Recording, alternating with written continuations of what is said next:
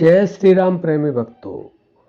प्यारे भक्तों, एक प्रश्न आया है कि एक औरत है, उसकी मदर बीमार है, तो उसने कहा कि माता जी आप भगवान का भजन किया करो। तो वो कहती हैं कि मेरे हिस्से का तू ही भजन कर ले, क्योंकि संत कहते हैं और ग्रंथ भी में भी लिखा, वो भी बताते हैं कि एक अगर भक्त हो परिवार के अंदर तो 21 पीढ़ियों को तार देता है। तो उन्होंने पूछा है क्या ऐसा होता है।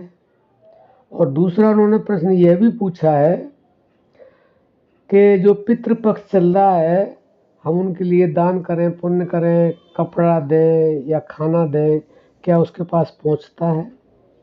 क्योंकि जो पितृदेव हैं उन्होंने जैसा किया वैसा तो उनको मिलेगा ही। हमारा दान पुण्य करने से, उनको ब्राह्मणों को कुछ खिलाने से, कुछ देने से क्या उनके पास ऐसा कुछ होता है? तो देखिए, पहले तो हम आपको ये बता देना चाहते हैं, जिनका भी प्रश्न है उनका प्रश्न है या औरों का प्रश्न भी होता है।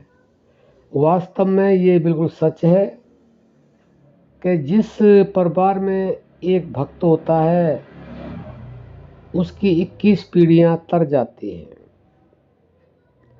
अपनी जो पीढ़ियां हैं वो 7 दादा दादी की, नाना नानी की, वो भी 7 पीढ़ियां तर जाती हैं। तो ये गलत नहीं लिखा हुआ, ये बिल्कुल सच है। लेकिन यह वहाँ होता है जहाँ पे भगवान के भक्त नहीं होते, जिस परिवार में भगवान के परम भक्त होते हैं। अगर किसी भी परिवार में भगवान का परम भक्त होता है तो वास्तव में ही 21 पीढ़ियाँ तर नहीं जाती हैं, तारी नहीं जाती हैं। ये ऑटोमेटिक प्रक्रिया है कि 21 पीढ़ियों तक का उसके परिवार में उसके पितरों ने, किसी ने भी कोई भी दुष्कर्म किया हो, व्यभिचार किया हो और पाप कर्म किया हो, वो सब जो है भस्म हो जाते हैं उसकी भक्ति के द्वारा। लेकिन खाली भक्ति से नहीं, परम भक्ति के द्वारा। क्योंकि भक्त के अंदर इतनी पावर होनी चाहिए कि वह परमात्मा से मिला हुआ होना चाहिए। और परमात्मा से जो वो मिल जाता है, जो परम भक्त होता है, तो उसकी इच्छा के अनुसार सब कुछ होता है। ये केवल भक्ति तो बहुत लोग करते हैं, लेकिन परम भक्ति भगवान की कोई कोई कर पाता है, जिस पर भगवान की परम कृपा होती है। वैसे तो कृपा होती है तभी इंसान कोई भी है वो भगवान की भक्ति करता है, लेकिन परम भक्ति वही कर पाता है जिस पर भगवान की विशेष कृपा होती है। तो जिस परिवार में परम भक्त होता है उसकी वास्तव में 21 पीढ़ियाँ तर जाती हैं, इसमें बिल्कुल भी 1% भी संशय नहीं है। दूसरी बात यह है कि जो पितरों को हम पितृपक्ष में दान दक्षिणा देते हैं, पुण्य करते हैं, ब्राह्मण को खाना खिलाते हैं, वस्त्र देते हैं, ये वास्तव में ही उनको प्राप्त होता है। लेकिन पहली बात तो यह है कि ये उनको प्राप्त होता है जो भगवान की भक्ति कर चुके हैं और किसी भी तरह से उनसे दुष्कर्म बन गया है और उसके प्रारब्ध से उनकी गति नहीं हुई है।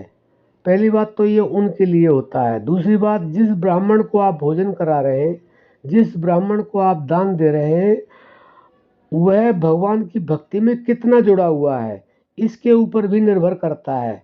कि अगर भगवान की भक्ति से वो जुड़ा हुआ है, भगवान का वो जो भक्त है, अगर उसको हम दान देंगे, उसको हम वस्त्र देंगे, उसको हम खाना खिलाएंगे, तो वह उनको ही प्राप्त होगा जिनके लिए वो कर्म किया जा रहा है। क्योंकि इधर से आपकी भावना होती है, उधर से उस ब्राह्मण की भावना होती है जो भगवान की भक्ति करता है। लेकिन ब्राह्मण तो बहुत सारे हैं, ब्राह्मण तो ऐसे भी मीट अंडा शराब भी पीते हैं, दुष्कर्म भी करते हैं। अगर ऐसे को भोजन कराना, दान देना, उनसे कुछ नहीं होगा। लेकिन हकीकत में वास्तव में ही आप सही ब्राह्मण को भोजन करा रहे हैं, दान दे रहे हैं, तो वैसे वो उनको ही प्राप्त होता है, क्योंकि वह उनके लिए प्रार्थना करता है, उसका भी भाव जुड़ जाता है और आपका भी भाव जुड़ जाता है। तो वास्तव में ही उनको जो अधोगति मिली हुई है उनको गति मिल जाती है। उनका संस्कार अगर कमज़ोर होता तो उनका संस्कार प्रबल हो जाता है, इसमें बिल्कुल संशय नहीं है। तो आशा करते हैं आपके दोनों प्रश्नों का उत्तर मिल गया होगा। अब हम अपनी वाणी को विश्राम करते हैं। जय श्री राम।